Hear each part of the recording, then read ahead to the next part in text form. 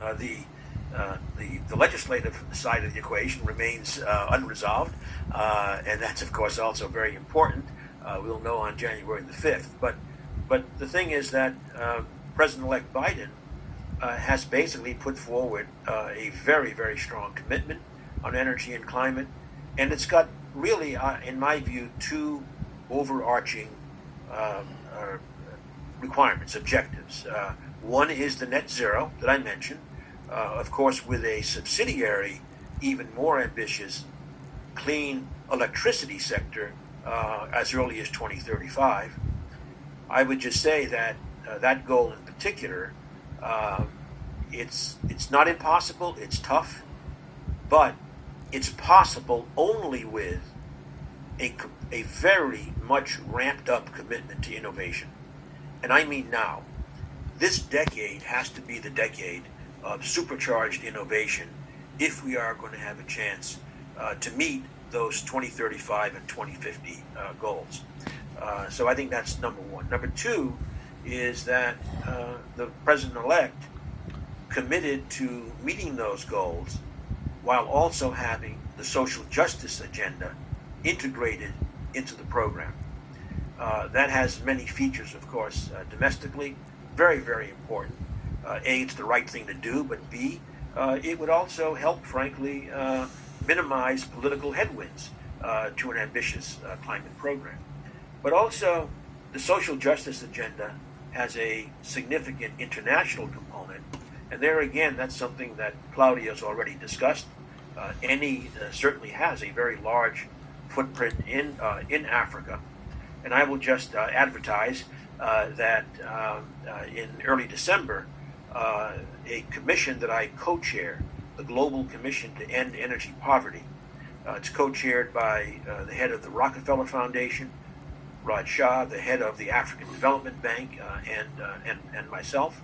And this will be putting a spotlight on what Claudio mentioned in terms of the enormous needs for energy access as a way of addressing poverty overall. It's a necessary condition in order to be addressed. The poverty, the economic development, the women's empowerment, many agendas that are critical for these countries. And there, what we think is you might say the two critical issues that we see are, number one, the weakest link in the electricity distribution, in the electricity system, is in fact, the distribution part of the equation. And secondly, we must clean up the biomass cooking that is providing such environmental damage and such health damage, particularly to women and children. So I think Claudio's agenda, the president-elect's agenda, our agenda are all very, very much aligned. Now we have to go out and do it, and it will be a challenge. To reach 50% for oil, 60 years to reach 40%, for gas, 60 years to reach 25%, and for renewables, after 20 years where we are investing worldwide more than $3.5 trillion and just investment, plus about $3 billion of subsidies, and we reach overall in the energy about 2-3%. On electricity, 7-8, worldwide in Europe 17-18%. So it's a very long path. So I think that we have to accept compromise and really accept an energy mix that is changing.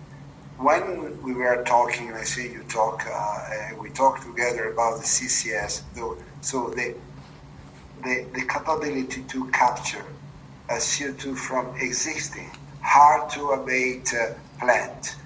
And the plant, power plant, but we talk about refineries, but we talk about a chemical plant, and all other kind of compressors, all other machineries that not just energy company, but customers, big industry like cement, like steel, ammonia. So all these big producers, they need to capture we have to accept that for a transition, we have to reduce investment using what is existing and capture the CO2, and then when you capture the CO2, that is the first step. Then we go to something that will be completely green. So in this area, we are working with the NOC, and the NOC are working with us. In Abu Dhabi, we have project now that before we were maybe we didn't think about capturing the CO2. Now we are capturing there. We are capturing in Libya. Norway is already 10 years. Now in UK is progressing, and in UK is giving incentives. And it's not the same worldwide, but that is the first step. Accept that the blue product, so the product that from which we have captured the CO2 is important, and the government has to give incentive. If we have new product without CO2, that means that we invested to capture the CO2. That means that this product must have a premium. Or we have a very efficient carbon pricing, or we have a carbon tax. So with the carbon tax, we can justify a CCS, maybe without incentive, because otherwise, if you don't use CCS, we have to pay a tax. And that is a way to don't pay a tax. But we have to find a common framework that where all the different countries, not just Europe, the US, the China, all the countries that produce big emissions, they must have a framework or incentives or tax also to avoid carbon leakage that help the company to make the investment. That is essential. And we are not there. There are a lot of talk, a lot of work, but really little actions. And it's good for a country to give a target. You have to reduce 60%, 50%, 100%, but that is not enough. It's not enough because you must follow up with the enablers and with the incentives, with the framework that help investors to make an investment with some securitization, or at least with some time frame to recover the investment. So the effort must be homogeneously distributed and discussed between politician and institution, but not just, talking about something. You need competencies, you need law, you need sit down, and you need to talk with all the players without any radicalization and without looking for an enemy.